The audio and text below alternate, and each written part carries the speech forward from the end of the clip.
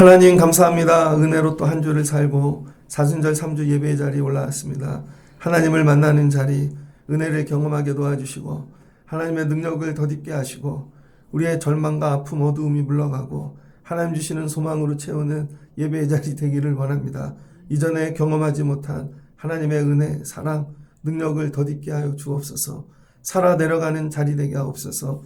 예수님의 이름으로 기도합니다. 아멘. 감사합니다. 오늘 사순절 3주 말씀은 로마서 15장 22절로 33절입니다. 예수를 위하여 함께하자라는 제목으로 말씀을 전하겠습니다. 로마서는 바울이 기록한 말씀이죠. 로마서 16장까지 있는데요. 오늘 15장 결론입니다.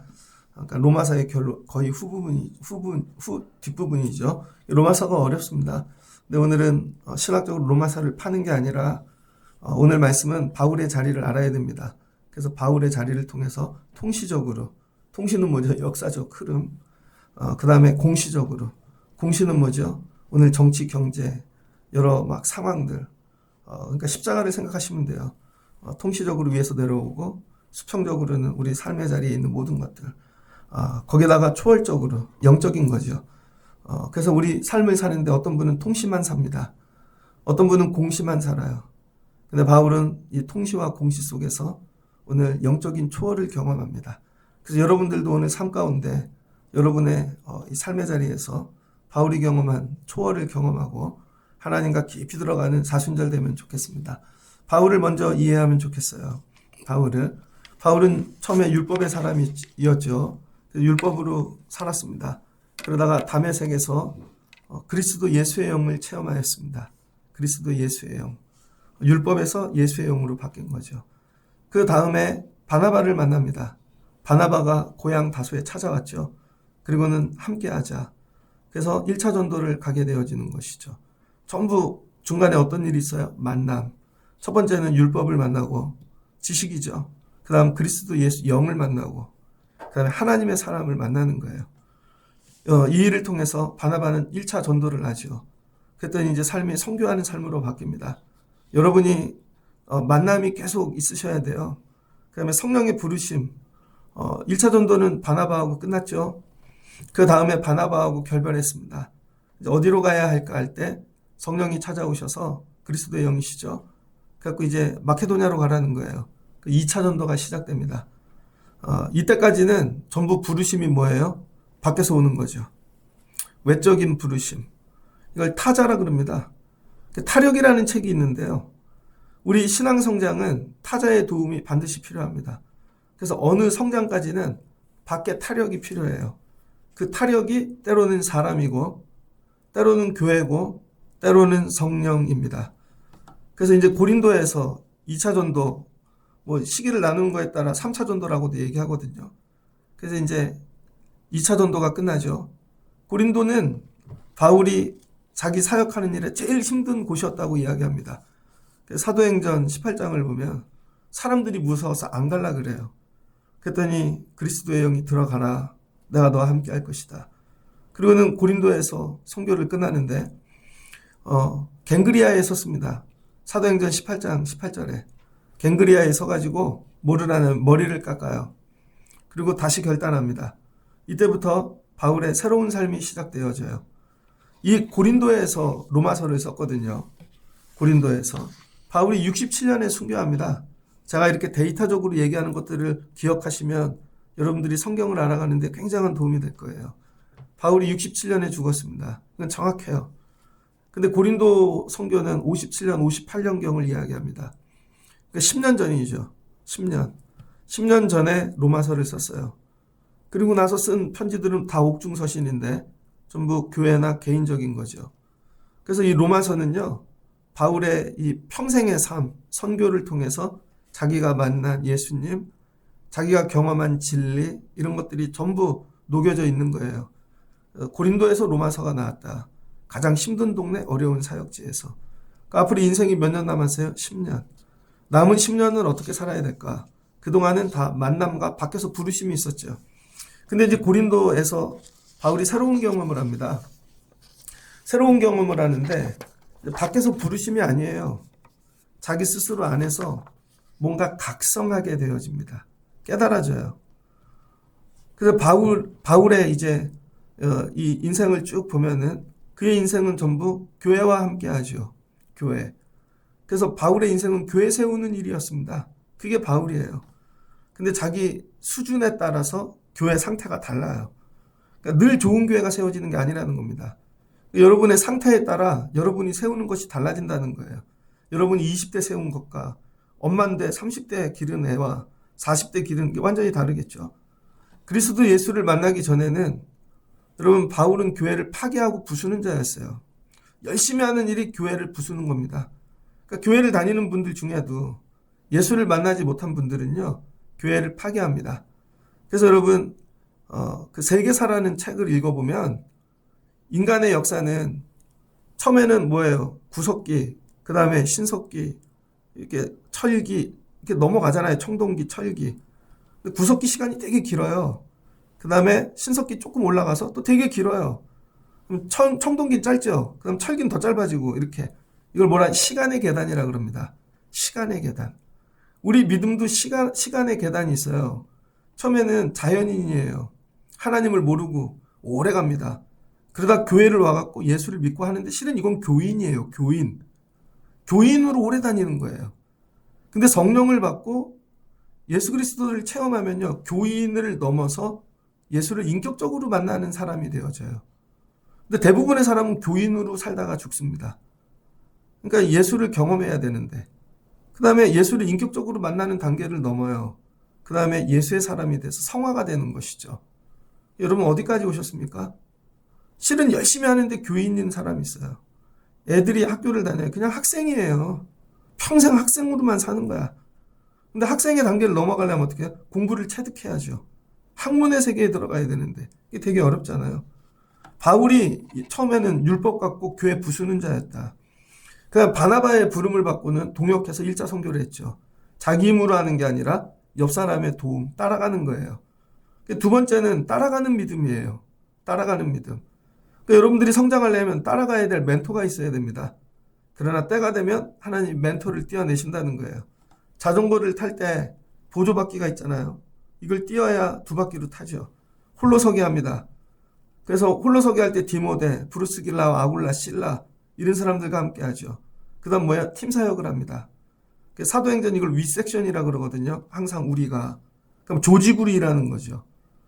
그러니까 여러분들이 멘토를 띄워내는 사람들의 특징을 보면 조직으로 같이 팀을 이루는 거죠. 여러분은 믿음의 팀이 있습니까? 그 다음에 성령의 인도하심을 따라가요. 이젠 사람을 다 띄워내요. 완전히 성령만 따라가는 거죠. 내가 계획하는 게 아니라 성령이 계획하시고 성령이 인도하고, 성령이 인도하시는 단계에 가면요, 어떤 일이 일어나냐면 어려워요. 왜? 내 상식, 내 경험을 초월한 곳으로 늘 데리고 가니까. 성령의 인도하심을 따라다니는 게 쉽고 기쁜 일이 아닙니다. 늘 벅찬 일을 만나요. 죽을 것 같은 일을 만나요. 그런데 성령이 인도하니까 늘 승리하죠. 이 단계까지 왔어요. 고린도까지. 여러분 어디까지 오셨습니까? 그런데 이제 고린도에서 한 단계 더 깊어져요. 그게 뭐냐? 이제 미쇼데이, 하나님의 선교로 들어갑니다. 그동안은 이게 뭐예요? 사람이 하는 일에 내가 참여한 거죠. 결국은 바나바가 하는 일, 팀 사역이 하는 일, 그 다음에 성령을 따라가는 일, 전부 따라가는 일이었어요. 그런데 이제 바뀌어요. 미쇼데이, 하나님의 선교 속으로. 이게 뭐냐? 하나님의 선교라는 게, 미쇼데이라는 게 라틴어거든요. 미쇼, 여기 MISSIO거든요. 여기 N을 붙이면 미션이 됩니다. 데이가 하나님이에요. 그래서 미쇼데이, 하나님의 선교. 여러분, 선교를 이렇게 생각하는 거죠. 사람이 모여서 우리 교회가 선교해야 돼. 그래서 아무것도 안 하면 선교를 안 하고 있다고 생각해요. 그게 아니라는 거예요. 이미 하나님이 선교를 우리의 뜻과 의지와 상관없이 하고 계시다는 거예요. 예를 들어 볼게요. 노아 시대. 하나님이 세상을 심판하고 구원할 일을 아무 사람들하고 상관없이 하시는 거죠. 근데 노아에게 이렇게 물어요. 너도 여기 참여할래? 내가 세상을 심판하고 구원할 계획이 있는데 너도 참여할래? 이거 노아가 계획한 거 아니잖아요.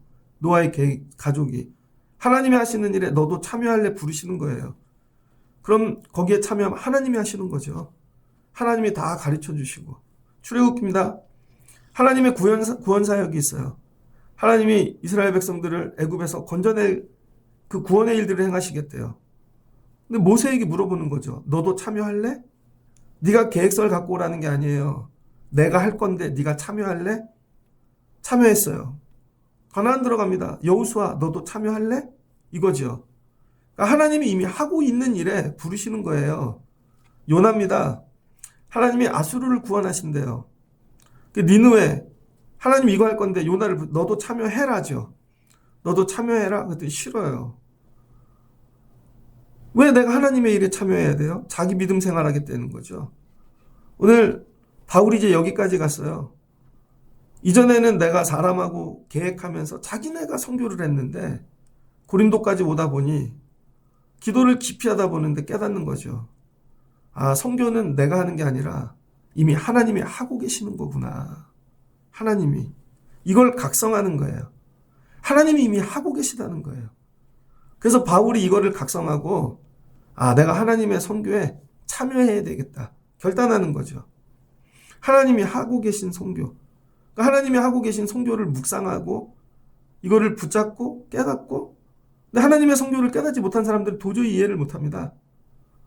그러니까 하나님이 하시는 선교를 깨닫고 나니까 야, 이건 내가 해야 될 일이 아니라 하나님의 선교에 내가 올라타야 되는 거구나. 여러분 여기 올라타셔야 되는 거예요. 올라타. 그럼 기차를 떠나는데 올라타면 기차가 나를 싣고 가잖아요.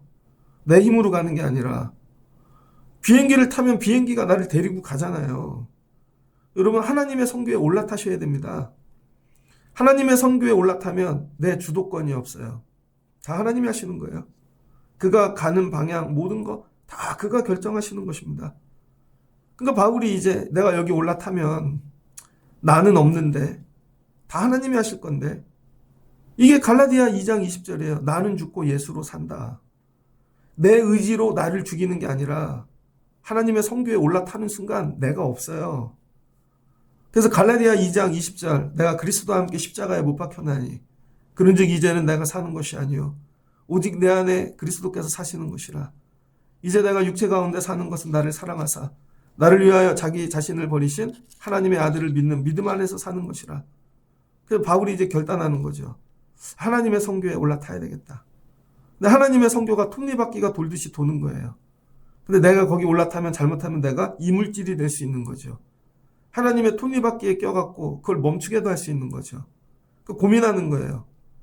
이거 참여하는 방법이 뭘까? 내가 하나님 선교에 걸림돌이 되지 않는 방법이 뭘까? 그게 뭐예요? 철저히 자기를 죽이는 거예요. 내가 여기 올라탄 다음에 내 거 구하지 않고 내가 얻고 나를 철저히 죽이는 거. 그래서 바울이 뭐라 그래요? 사도행전 18장을 보면 자기를 전제로 드린다는 거죠. 전제는 뭐예요? 자기를 태워 번제해서 하나님 저를 쓰세요 하고. 그래서 바울이 하나님의 선교의 도구가 되기를 결단합니다. 하나님의 선교를 스스로 각성해요. awaken. 그 다음에 하나님이 저 밖에서 하고 계신 선교가 있는데 거기 올라타요. 근데 꿈을 꾸는 거죠. 하나님의 선교의 종점은 어딜까? 하나님의 선교. 그 뭐예요? 온 인류 구원이죠. 예수님이 말씀하셨잖아요. 너희가 성령을 받고 그 다음 가면 유대와 사마리아와 땅끝까지 이르러 내 증인이 되리라. 결국은 종점은 어디야? 땅끝. 하나님이 나랑 상관없이 땅끝까지 선교하실 것이구나. 그게 바울의 비전이 돼요. 그 바울의 비전이 뭐예요? 땅끝 가는 거. 그 땅끝이 어디예요? 그 시대 세계 속에서 통시적으로 그 시대의 땅끝은 어디에? 스페인, 서만한 곳이죠. 그래서 오늘 말씀에 나옵니다. 22절. 그러므로 또한 내가 너희에게 가려 하던 것이 여러 번 막혔는데 이렇게 이야기하면서 또 여러 해 전부터 언제든지 서반하러 갈 때 너희에게 가기를 바라고 있었으니. 그러니까 바울의 목적지는 어디예요? 땅끝, 서만하. 하나님의 선교. 하나님이 하실 그곳에 나도 가야지. 이 얘기예요. 그러면서 사람이 하는 선교를 넘어 하나님이 하시는 선교 속으로. 저 예전에 대학교 다닐 때 키아누 리브스 나오는 영화를 봤습니다. 폭풍 속으로라고. 그 서퍼들 나오는 건데요. 그때는 서퍼라는 단어도 없었습니다. 그 영화 나중에는 그 파도 타기. 나중엔 파도 속으로 들어가서 죽죠. 파도를 타는 게 아니라 그냥 파도와 하나가 되고 그 속에 들어가는 거죠. 신앙생활이 밖에서 보는 게 아니라 하나님 저렇게 일하시네가 아니라 내가 들어가서 하나님의 선교에 나를 던지는 거예요. 선교에 나를 던지자. 하나님 나를 쓰시옵소서. 이게 바울의 변천사입니다. 그래서 바울이 고린도 갱그리아에 섰고 거기서 하나님의 선교 미션을 붙잡았고 거기에 자기를 던지는 거예요. 거기에 자기를. 그 자기를 던지는 과정. 그래서 로마서가 나온 겁니다. 근데 바울이 왜 로마서를 적었는가? 로마 교회를 이해해야겠죠. 예루살렘 오순절 성령 강림이 있었습니다. 예수님이 33년에 죽으시고 부활 승천하셨으니까. 그래서 여러분 부활절 후에 첫 번째 절기가 성령 강림이죠. 40일 있다 성령 강림이 임하잖아요. 구약의 오순절이 성령 강림절로 바뀌죠. 그래서 이때 예루살렘으로 예배하러 온 디아스포라들, 구약의 디아스포라는 전부 오늘 이란, 이라크 이런 땅에 있었고 신학의 디아스포라는 로마 지역에 있죠. 다 오는 거예요. 흩어진 유대인들이 예루살렘에 왔는데 성령의 이 강림 역사를 보고 이 사람들이 은혜를 받았네요. 그래서 방언으로 증거하는 것들을 듣고 그 사람들이 뭐예요? 믿음이 들어간 거죠. 예수가 구주라는. 이방인들이 흩어집니다. 자기 삶의 자리로. 근데 이 사람들이 가서 전한 복음으로 교회가 세워지네요. 듣기는 쉬운데 이건 충격적인 얘기예요. 왜 그러냐면 사도행전을 보면 사도들이 다 했거든요. 사도들이 성령 받고 그래서 교회를 세우고 사도행전 예루살렘 얘기만 보면 유대인만 사용하시는 것 같아요. 유대인만. 그런데 흩어진 디아스포라 이방인들을 통해 이름 없는 익명의 그리스도인들을 통해서 하나님은 저기서 하나님의 선교를 하고 계셨던 거죠. 자기네만 열심히 하는 줄 알았어요. 근데 하나님이 익명의 그리스도인들을 통해, 익명의 그리스도인이라는 것도 굉장한 신학적인 단어입니다. 그래서 그들의 지식, 조직, 그 다음에 그들이 알고 있는 모든 것, 삶의 형태를 갖고 장사하는 사람들, 길드, 전부 이런 걸 통해서 하나님이 교회를 세우는 것이죠. 이름 없이 빛도 없이. 그래서 이것은 조용하고 은밀해요. 하나님의 선교는 은밀해요. 처음엔 우리 눈에 보이지 않아요. 근데 나중에 싹이 나고 열매가 맺으면 하나님이 하신 것이구나. 그 첫 교회가 로마 교회라는 거예요. 바울이 이게 충격인 거죠.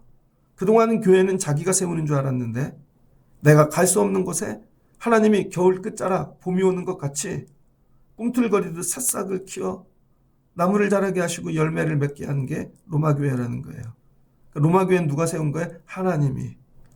내가 한 게 아니라는 거예요. 이게 미쇼데이의 증거라는 것입니다. 그런데 로마 교회에는 힘들고 어려운 일이 있어요. 49년도부터 로마 교회에 핍박이 옵니다. 그 다음에 네로가 나타나고 로마 황제의 핍박으로 유대인들이 많이 떠나요. 로마 교회 안에. 이때 떠난 사람들이 누구예요? 아굴라. 그래서 천막 치는 일로 떠돌아다니다 바울을 만나죠. 브루스길라와 아굴라. 그래서 이방인 중심 교회로 체질이 변화돼요. 로마 교회 안에 유대인도 있고 다 있었는데 유대인들이 자꾸 떠나니까 이방 교회, 헬라인 중심으로 교회가 바뀌는 것이죠. 그래서 교회 하나님이 세우신 이 미쇼데이 선교의 특징, 다양한 사람들이 모인다는 거예요. 하나님이 세우신 교회는 다양한 사람, 이런 사람도 있고 저런 사람도 있고 잘난 사람도 있고 못난 사람도, 이게 하나님이 원하시는 교회라는 거예요. 그런데 형태는 그러하나 내적인 문제가 있는 거죠. 갈등이 있습니다. 겉으로는 교회가 됐는데 내적으로는 아직 교회되지 못한, 성장하지 못한 약함이 있는 거죠. 로마 교회의 이 모습을 본 거예요, 바울이. 그래서 하나님의 선교에 참여한다는 건 뭐냐면 바울이 로마 교회를 세우는 거예요. 하나님이 하고 계신 그 선교에 자기가 참여하는 거죠. 근데 로마 교회는 지금 약해요. 모이긴 했으나 금방 흩어질 수 있어요. 하나님이 하고 계시는 교회예요. 내가 여기에 참여해야겠다는 거죠. 그래서 바울이 로마 교회에 편지합니다. 이 교회는 아직 자기의 손길이 닿지 않은 교회인 거죠. 내 손길이 한 번도 닿지 않은 교회예요. 그러니까 어떻게 해야 돼요? 로마 교회를 잘 모르죠. 기도해야죠. 로마 교회를 묵상해야죠. 그들의 아픔을 알아야겠죠. 상처를 알아야겠죠. 그들의 한계와 연약함을 알아야겠죠. 그러니까 여러분이 모르는 분들을 접근하려면요, 기도 많이 하셔야 됩니다. 그리고 이거 내가 세운 거 아니라는 걸 인정하는 하나님 거라는 거죠. 그리고 귀하게 접근해야죠. 처음으로 내가 세우지 않은 교회를 인식한 거예요, 바울이. 내가 세우지 않은 교회도 있다. 근데 내가 세운 교회는 되게 친하잖아요. 근데 이 교회하고 어떻게 만나지? 저는 신학교를 가면서 전도사를 나갔는데요. 매일 다니던 교회에서 다른 교회 간다는 게 이게 얼마나 힘든 건지. 다니던 교회를 나가면 이제 이 교회 다시 뭐다. 그리고 파송을 했는데요. 처음에 갔던 교회 되게 어색하더라고요. 저보고 전도사님이라고 그러고 뭐라. 근데 움직이는 것마다 눈치가 보이고. 그러면 어떻게 그 교회를 품고 기도해야죠. 그래서 그 교회에서 하지 말아야 될 얘기가 있고 할 얘기가 있고. 제가 부목사를 갔는데요. 수요일날 첫 설교를 했거든요. 근데 과부에 두레돈 설교를 했습니다. 설교를 마치고 나왔더니 원로 장로님 한 분이 저를 이렇게 껴안아 주시더라고요. 목사님 우리 교회 잘 왔어요. 은혜 많이 받았어요. 그런데 저한테 한번 보자는 거예요. 평일날 찾아오셨는데 교장 선생님으로 은퇴하셨는데 다리를 조금 져세요. 그러더니 뭐 거의 라면 박스 한 2상자를 갖고 오시더라고요. 그러면서 저한테 하시는 얘기가 목사님 우리 교회에선 과부 설교하면 안 돼 그러더라고요. 나이가 많으시니까 저한테 그냥 반말하시면서 그냥 아들보다 어리니까 우리 교회는 과부가 많어. 진짜로 많어. 그러니까 과부 설교하지 마. 그러시더라고요. 그러면서 교회 역사책을 주시더라고요. 학교 선생님인데 교회 역사를 자기가 따로 정리했어요. 부목사님들이 정리한 게 아니라. 그리고 역사를 쫙 갖고 와서 주보 한 장도 빼놓지 않고 다 모아놓으셨어요. 교회 목사님들 바뀐 거, 사역들, 목사님 이거 공부해야 돼. 우리 교회에서 부목사님 이거 공부해야 돼. 그리고 제가 앉아서 그거 공부했습니다. 교회에 이런 상처가 있구나. 이런 어려움이 있구나. 그리고 나니까 내가 교회에서 뭘 해야 될지를 알겠더라고요. 제가 그 교회 부목사로 갔는데 그 전에 뭐가 있었냐면 교회가 깨진 거예요. 자꾸 싸움이 나고. 그래서 제가 가서 해야 될 일은 뭐예요? 그냥 위로해주고 상처를 치유하고 사역을 벌리는 게 아니에요. 그랬더니 교회 학교가 살아나더라고요. 그럼 또 조금 있으면 장로님이 또 찾아오셔서 나하고 밥 먹자. 그러면서 또 얘기해 주세요. 그래서 제가 거기서 사랑을 많이 받았습니다. 그럼 또 다음 장로님이 오셔갖고요. 또 만나재. 그럼 장로님이 또 얘기해 주세요. 그분은 쓰는 단어가 다 영어야. 정부 기관에서 일을 하세요. 감리, 감사 그런 거 하세요. 그러면서 하시면서 목사님 이제 다음 단계로 가야지. 목사님은 어떤 계획이 있어? 그러면 저 계획서를 갖고 와 보시래요. 그러면서 우리는 로마서 설교를 못 들었어. 저보고 로마서 설교를 좀 해달라는 거죠. 그런 분도 계시고. 여러분 공부하셔야 돼요. 타자에 대해서. 하나님의 일에 내가 함께 해야지 그냥 되는 게 아니라는 거예요. 로마 교회는 어떤 교회지? 하나님께서 세우고 계시지만 부족하고 약하고 시작은 하였는데 넘어질 수 있는 교회. 그래서 하나님이 이런 거죠. 다 된 교회를 맡기지 아니하신다. 하나님은 너 열매 따먹으라고 다 된 교회를 맡기지 아니하시고 늘 연약한 교회를 맡기세요. 그러면서 이거죠. 참여해. 너도 내가 하는 일에 참여해. 되게 힘들 거야. 그런데 그 일에 참여하면 내가 도와줄게. 내가 복을 줄게. 이거죠. 그러면서 너도 잘하나. 온전한 교회 만드는 일에 너도 참여해. 이거예요. 바울이 여기에 참여하기로 결단한 것입니다.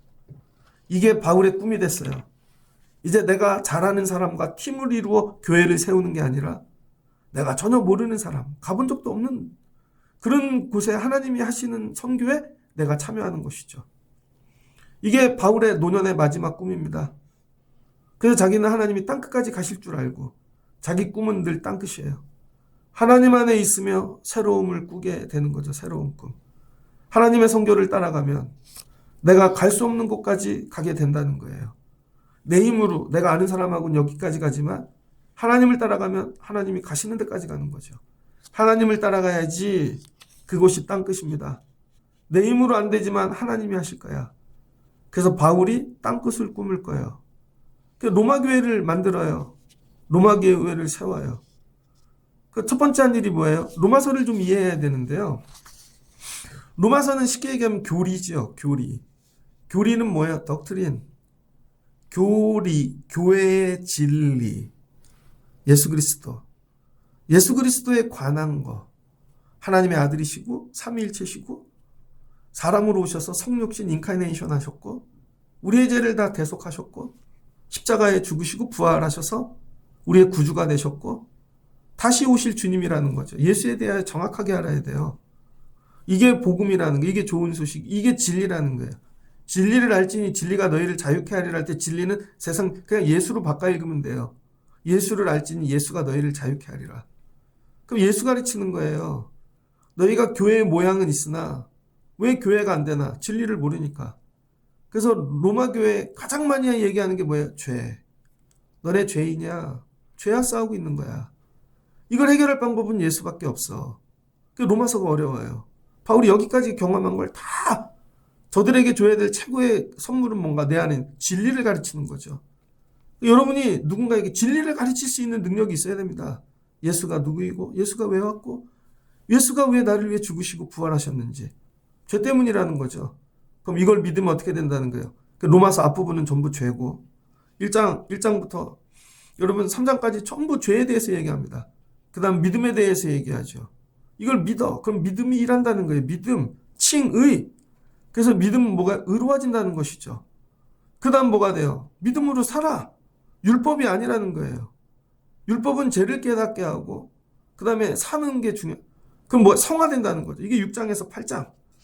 그랬더니 이스라엘이 구원받았대요. 하나님이 선택하셨대요. 너희도 그렇게 될 수 있다는 거예요. 그래서 12장부터 15장까지는 그리스도인의 삶을 얘기해요. 성화된 삶. 그래서 그리스도인의 생활 지침이에요. 마지막은 죄로 시작한 인간이 구원받아 믿음으로 살아가는 과정을 나타낸 거죠. 그래서 오늘이 그 끝부분이에요. 그 다음에 맺은 말 16장 마지막 결론을 얘기하죠. 그러니까 뭐예요? 전부 얘기가 로마서는 교리, 진리. 결국 교회를 세우기 위해 가장 중요한 게 뭐예요? 진리를 가르치라는 거예요. 밥 먹이는 거, 친교하고 교제하는 거 중요하지 않다는 거예요. 더 중요한 건 진리를 가르치는 거예요. 진리. 로마 교회 어떻게 세워야 되지? 진리. 진리가 들어가면 세워진다는 것이죠. 그래서 진리를 가르칩니다. 자기가 아는 진리를 다 나눠줘요. 그 다음 로마 교회 만들기 세우기에 들어가는데 껍데기가 아니라 진리. 그래서 지시간에 모든 진리를 가지고 너희가 자라나라는 거죠. 이게 첫 번째예요. 여러분은 진리를 나눠주실 수 있습니까? 장사꾼들 보세요. 기가 막혀요. 진리를 나눈다니까요. 이게 생명이야. 이거 하면 돈 벌어. 기가 막힙니다. 다 넘어가죠. 우리는 진리를 못 전해요. 두 번째는 뭐냐? 자신의 꿈을 나눠주는 거예요. 꿈이 뭐예요? 하나님의 선교. 그래서 오늘 바울이 뭐라 그래요? 너희도 같이 가자. 너희도 하나님의 선교에 참여하는 교회가 되거라. 두 번째는 진리 다음에 뭐예요? 꿈을 나눠주는 거예요. 꿈. 그래서 교회는 여러분의 꿈을 이루어주는 데가 아닙니다. 잘 될 거야. 너도 훌륭하게 될 거야. 네 꿈 이루어주는 게 하나님이 아니라는 거예요. 거꾸로 뭐예요? 하나님의 꿈에 참여하라는 거예요. 하나님이 꿈꾸고 계셔. 이런 일을 하고 계셔. 하나님이 인류를 구원하실 거야. 노아야 이 일에 참여하거라. 하나님이 노아에게 네 꿈이 뭐냐고 물어보시지 않았다는 거예요. 여기에 참여하거라. 아브라함을 부르셔서 하나님의 꿈에 참여하라는 거예요. 하나님이 인류 구원을 위하여 믿음의 조상을 찾고 계신 너 여기 참여할래? 야곱을 부르셔서 민족을 이룰 건데 너 참여할래? 모세를 부르셔서 하나님의 꿈에 참여할래? 이거죠. 여러분 꿈이 바뀌어야 되는 거예요. 하나님의 꿈에 참여하는 겁니다. 여러분의 자녀를 던지는 건 하나님께 이렇게 던지라는 거예요. 하나님의 꿈에 네가 참여해. 부족하지만 그럼 하나님이 끌고 가시는 거죠. 내 꿈을 이루는 게 아니에요. 로마 교회 처음으로 바울이 많은 교회를 세웠는데 처음으로 꿈으로 부르고 있는 교회가 로마 교회라는 거예요. 너희도 이 꿈에 참여해. 하나님의 선교에. 오늘 말씀이 그거잖아요. 너희도 참여하거라. 그리고 나를 보내달라는 거죠. 근데 너희 능력만큼 참여하라는 거예요. 근데 이 로마 교회가 아직 부족해요. 너희 믿음의 수준만큼. 그게 뭐예요? 첫 번째, 나를 위해 기도해줘. 기도는 할 수 있지? 너네 부족하고 뭐 다 얘기하는데 기도는 할 수 있잖아. 두 번째, 연보해. 물질로 참여해. 너네 물질 있잖아. 그래서 선교는 두 가지예요. 가든지 보내든지. 내가 갈게. 너는 보내는 일에. 이것도 참여라는 거예요. 기도로 보내주고 물질을 후원하라는 것이요. 여러분 물질을 엉뚱한 데 쓰지 말고 하나님의 선교에 쓰십시오. 하나님이 일하고 계시는구나. 나 여기에 참여해야지.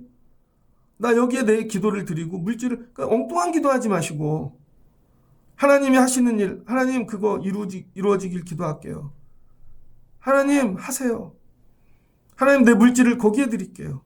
이게 노가 없어지는 것 같죠? 그렇지 않다는 거예요. 선교는 가든지 보내든지. 그 다음에 자신의 가장 귀한 사람들을 마지막 16절 연결해 주죠. 다 끝났어요. 바울이 자기 지식도 줘요. 교리도 줘요. 자기 꿈도 줘요. 마지막 16장. 내가 갱그리아 교회의 일꾼으로 있던 우리 자매 베베를 너에게 추천하노니 베베는 나의 보호자였도다. 갱그리아에서 로마서 썼다는 거예요. 예절로 그를 영접하라. 그 다음에 나의 동역자들 브리스기나 아길라. 내 목숨을 위하여 자기 목숨까지 내놓는 사람들이라. 야, 어떻게 이런 동역자가 있지? 그 다음에 에베네도 내 친척, 내 사랑하는 자 윤이야. 안드리고 수많은 동역자들. 마지막은 뭐예요? 내 사람들 다 너하고 연결시켜 줄게. 나 죽어도 이 사람들이 널 도와줄 거야. 그래서 로마 교회가 세워지는 거죠. 그래서 하나님의 교회에 참여하는데 선교에 바울이 뭘 줘요? 자기의 모든 지식, 모든 진리, 자기의 꿈. 이 사람은 물질은 없어요. 자기가 아는 모든 인맥, 사람들 다 주는 거죠. 이런 걸 받은 교회는 로마 교회밖에 없다는 거예요. 그러니까 로마 교회가 잘하죠. 성장하죠. 여러분이 받아야 될 복이 이거예요. 하나님 우리 아이들에게도 하나님 진리를 공급해 주세요. 이걸 공급해 주는 사람. 우리 아이들에게 하나님의 꿈을 넣어줄 수 있는 사람. 하나님 옆에서 도울 수 있는 믿음의 동역자들. 바울이 로마 교회에 이렇게 세웠다는 거예요. 왜 세워요? 잘 세워서 하나님의 선교 같이 하려고. 오직 하나님의 선교 같이 하려고. 기르는 이유는 딱 하나예요. 지금 눈으로 보면 저 교회는 안 돼요. 정상적인 교회가 아니에요. 이방인도 있고 유대인 시끄러. 근데 하나님이 하신다고 믿는 거예요. 거기에 나를 던지는 거예요. 자체. 그래서 가서 죽잖아요. 그래서 바울이 가장 사랑한 교회는 로마 교회라는 거예요. 왜? 하나님이 하시는 교회니까. 그래서 죽는 거예요. 거기 가서. 자신의 진리, 자신의 경험, 자신의 비전, 자신의 사람들, 믿음의 사람들, 모든 것을 준 교회가 로마 교회라. 여러분은 교회에게 이런 걸 드려본 적이 있습니까? 어쩌다가 한 시간 이런 게 아니라 여러분 자신을 들여보셨어요? 여기가 청래신흥교회는 하나님이 하시는 교회야. 여러분이 이걸 보면 좋겠습니다. 그래서 날 드리는 거예요. 내 모든 것을. 그냥 교회가 내 꿈이야. 내 아는 모든 사람들 전부. 그래서 바울이 죽고 로마 교회가 어떻게 돼요? 유럽 교회 모교회가 되죠. 그래서 하나님이 로마 교회 세우신 이유가 있는 거예요. 그래서 로마 교회를 통해 뭐 하세요? 기독교가. 바울을 먹고 자란 교회가 로마 교회더라. 하나님의 선교 속에 하나님이 하시는 교회. 제가 예전에 몸이 아플 때, 신학교 다닐 때 이 목사님이 조금 유명했거든요. 그때는 책을 한번 읽다가 말았는데, 제가 이제 수술하고 회복 중에 있으면서 숨이 안 쉬지니까 등산을 했거든요. 근데 그냥 생각 갖고 걸으니까 너무 힘들더라고요. 그래서 성령이 주신 지혜 중에 하나, 찬양을 들어. 근데 찬양도 자꾸 끊기잖아요. 그 다음에 말씀을 들어. 그래서 처음엔 찬양 듣고 거기까지만 올라가요. 또 내려오고. 그 다음에 이제 설교를 듣는데요. 40분짜리 설교를 들으면 올라가겠더라고요. 내려올 때 한 편 들어. 그러면 이제 좀 많이 걷는 거죠. 그러다가 이렇게 알고리즘으로 떠서 들었던 목사님 설교, 그때 이분 설교를 거의 다 들은 것 같아요. 그때까지 나왔던 설교를. 그 목사님이 강준민 목사님입니다. LA 새생명교회. 뿌리 깊은 영성이라는 책을 쓰셨죠. 학생 때는 이런 책이 좀 안 읽혀져요. 영성에 관한 책이. 근데 아프니까 읽혀지더라고요. 처음 들었던 말씀이 그분 고난당하는 얘기를 듣는데 이게 내 얘기 같더라고요. 그 교회의 상처를 많이 얘기하시더라고요. 교회 깨진 얘기, 고난당한 거. 그걸 같이 듣는데 위로가 되면서 회복이 일어나더라고요. 강주민 목사님 자기 얘기를 하시는데요. 이분은 전라도 사람입니다. 섬에서 태어나서 김대중 대통령도 그랬죠. 공부하려고 목포에 나오셨대요. 그래서 중학교, 고등학교 이렇게 교회를 다녔는데 그때부터 그 교회 중고등부는 자기하고 목사님 자녀 딱 둘이었대요. 중고등부가. 그러니까 목사님 입장에서는 사모님하고 자기 자녀 빼면 이 아이 하나인 거죠. 열심히 예배하고 가르쳤대요. 고등학교쯤 됐는데 진로를 어떻게 가야 되나 사모님이 부르셨대요. 사모님이. 그리고는 목회자가 되면 좋겠다고. 그래서 기도하고 순종해서 서울신대에 왔습니다. 서울신대. 그런데 기도를 하는 중에 계속 근데 더 공부를 많이 하면 좋겠다고. 그래서 이분이 미국 유학을 간 거죠. 사모님이 잘 사는데 도움을 하나도 안 받았대요. 그래서 청바지 입고 주유소 가서 기름 넣고 집이 너무 가난해가지고 집이 좁아서 장롱을 세울 수가 없어서 장롱을 눕혀놓고 살았대요. 그 위에서 잠을 자고 장롱을 눕혀놓고. 그런데 헌금을 열심히 드렸대요. 어떤 날은 헌금을 드려야 되는데 자기는 모르니까 사모님이 재정을 관리하는데 내일 헌금 찾았어? 그랬더니 한 번도 얘기를 안 하시는데 쌀독에 쌀도 없고요. 드릴 헌금도 없고요. 그래서 목사님이 아내한테도 미안하고 자녀들 너무 마음이 아파서 장롱 눕혀놓은 데 들어가서 기도를 했대요. 기도할 데가 없어갖고. 거기서 울면서. 그랬더니 지나가던 성도 한 분이 갑자기 전화를 하셨대요. 잠깐 나와보라고. 그랬더니 이걸로 식사하라고 돈을 주고 하셨다는 거예요. 그래서 그걸로 헌금 드리고 그런 얘기 많아요. 그 다음에 몸에 병이 오고 사모님도 암에 걸리고 교회는 쫓겨나고 고난을 엄청 많이 당하시더라고요. 근데 거기 가서 이분이 이거예요. 깨달은 게 뭐냐면 내가 목회를 하려고 그러면 교회가 안 되더라. 그래서 이분이 고난을 많이 당하니까 얘기할 사람이 없으니까 자기가 예수님과 대화하는 시간을 많이 가진 거예요. 혼자서 일하면서 그러면서 영성 일지를 쓰는 거죠. 그게 이제 큐티 책이 되는 겁니다. 그럼 다른 계열의 큐티가 아니라 그래서 자기 영성이 어떻게 생기게 되었는가. 그 고난 중에 예수님과 동행하면서. 그래서 그걸 이렇게 적어요. 조금씩. 그러다가 이제 대학원 공부를 하게 됐는데 미국은 거리가 멀잖아요. 신학교를 갔답니다. 갔더니 신학생들이 오는데 다 가난해. 힘들어. 근데 이분들에게 이런 마음이 있는 거예요. 한 학기에 한 번은 우리 집에 불러다 밥 먹여야지. 그래서 신학생들 모여다가 자기 집에서 밥을 먹었대요. 가난한데도. 그걸 쉬지 않고 하는 거예요. 그러다 어떤 분이 묻더래요. 목사님은 이렇게 힘든데 어떻게 그렇게 기쁘게 사냐고. 요즘 그러죠? 왕가 사는 남자, 장항준 감독. 그런 기질이 여러분 꽃피는 세월이 온 거예요. 즐겁게 살고 기쁘게 살고 막 이런. 그분이 얘기했대요. 내 힘은 영성에서 오는 것 같다고. 하나님을 만나고 이렇게 하면서 그걸로 버티고 산다고. 그랬더니 한 분이 그거 저희도 좀 가르쳐 주세요. 저희에게도 강의해 주시고. 그래서 그분이 매주 이렇게 챕터 하나씩 그분들에게 나누고 이야기했대요. 근데 같이 공부했던 분 중 한 분이 기독교 관련 신문 기자였던 거예요. 그래서 그거를 목사님 이거 신문에 연재해도 돼요? 보통 연재 오래 못 간대요. 한 달도 못 가고. 그래 하시라고. 했는데 그게 몇 년을 롱런을 한 거예요. 그 신문에 냈던 것들을 모아낸 책이 뿌리 깊은 영성입니다.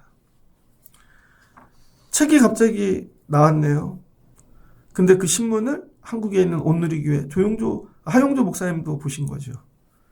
하용조 목사님이 휴가를 어떻게 보내시냐면 방학이 되고 휴가가 여름철 되면 미국을 많이 가시는데 가갖고 가난한 개척교회 목사님들 도와주신다는 거예요. 이렇게.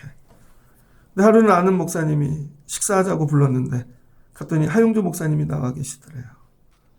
그래서 목사님, 그 기사 칼럼을 제가 은혜를 많이 받았습니다. 그걸 책으로 내면 어떠냐고. 그래서 그게 두란노 소원을 통해 나온 것이죠. 그래서 자기가 이제 목회가 방향이 바뀌기 시작했다는 거예요. 이게 자기가 하는 게 아니라 하나님이 하시는 거다. 하나님이 하시는 일. 야, 너는 교회를 세우고 네 입장 학교 다닐 때 나는 네가 그 사람들 먹이는 일 하면 좋겠어. 되게 어렵지만 그분들이 다 목회자니까 그럼 여러 교회가 살 거 아니에요. 하나님이 지금 하기 원하시는 일이 뭘까? 하나님의 선교가 뭘까? 여기에 참여하라는 거예요. 고난을 돌파하는 믿음이란 내가 하고 싶은 것을 찾아 기도하는 게 아니라 하나님이 지금 하고 계신 거 내 밖에서 하나님이 지금 간절히 원하는 거 그것을 찾고 기도에 내가 참여하는 거예요. 국경 없는 의사에 이른 거 보면 간호사들 나옵니다. 그럼 저분은 왜 저런 데 갔나 의사가? 하나님이 나를 의사 만드셔서 하고 싶은 일이 뭘까? 그걸 찾아내는 거죠. 아, 하나님은 저기서 저 영혼들을 구원하기를 원하시는데 내 이 의술을 쓰기를 원하시는구나. 그걸 따라갔더니 전쟁터도 가고 상상을 못하는 데 가는 거죠. 하나님이 하시는 거. 하나님이 하시는 그 일에 벽돌 한 장 놓는 거. 나는 하나님 하시는 선교에 벽돌 한 장 놓고 가는 거야. 내가 죽어도 하나님은 그 일을 계속 하시겠죠. 교회의 생명력은 여기에 있는 것입니다. 우리가 모여 계획을 하고 교회를 세우는 게 아니에요. 그럼 그 계획을 하고 이끌던 목사가 죽으면 그 교회는 끝나겠죠. 근데 하나님이 하시는 일에 참여하는 교회가 되면 하나님이 계속 하시겠죠. 내가 죽어도 하시겠죠. 강준민 목사님이 하신 예화 중에 하나입니다. 어느 미국의 작은 교회가 있대요. 근데 그 교회에는 중고등부가 딱 한 명 있었대요. 딱 한 명. 어른들 몇 명 나오고. 어려운 교회죠. 근데 목사님이 다른 데 옮기지 아니하시고 그 교회에서만 계속 목회를 하신 거예요. 사명이죠. 목사님과 사모님이 교회를 옮기지 않고 그 한 명 아이를 데리고 나 아이도 컸어요. 대학을 갔어요. 그 다음에 중고등부가 없어졌어요. 몇십 년이 지났습니다. 어느 어버이 주일이 되었는데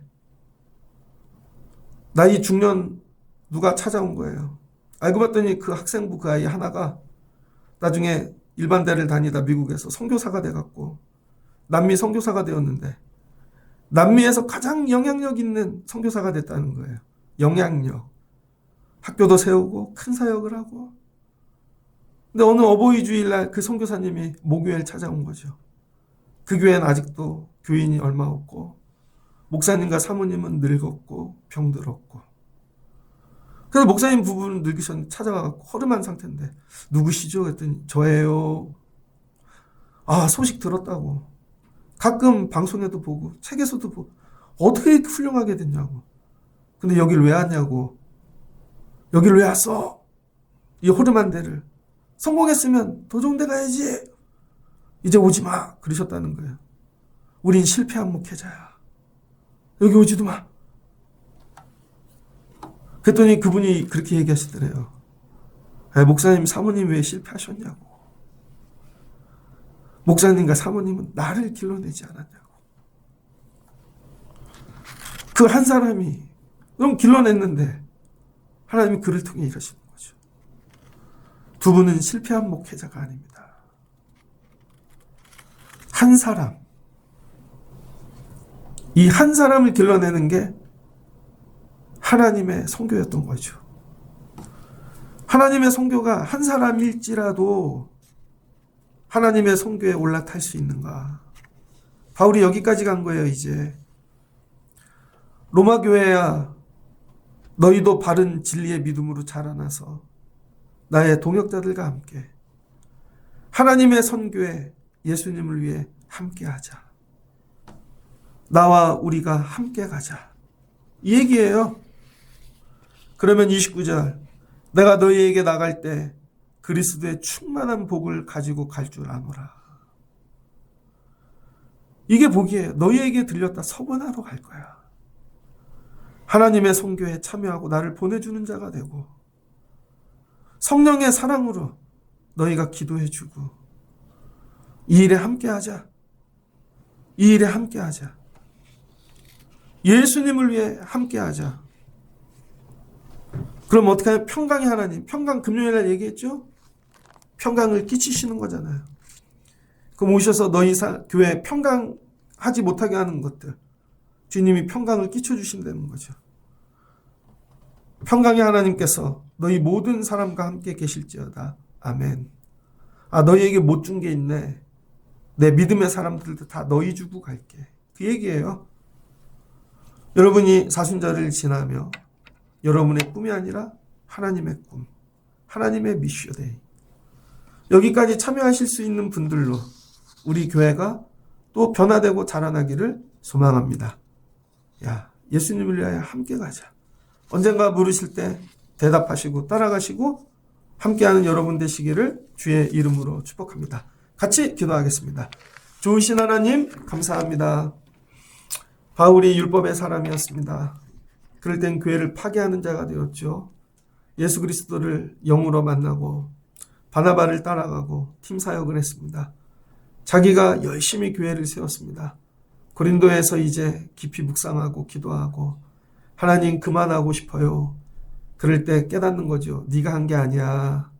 하나님이 하고 계시는 거야. 하나님의 선교. 네가 쉬어도 하나님은 계속 일하고 계셔. 마지막은 내가 하나님의 선교에 참여하고 싶다. 남은 삶 10년.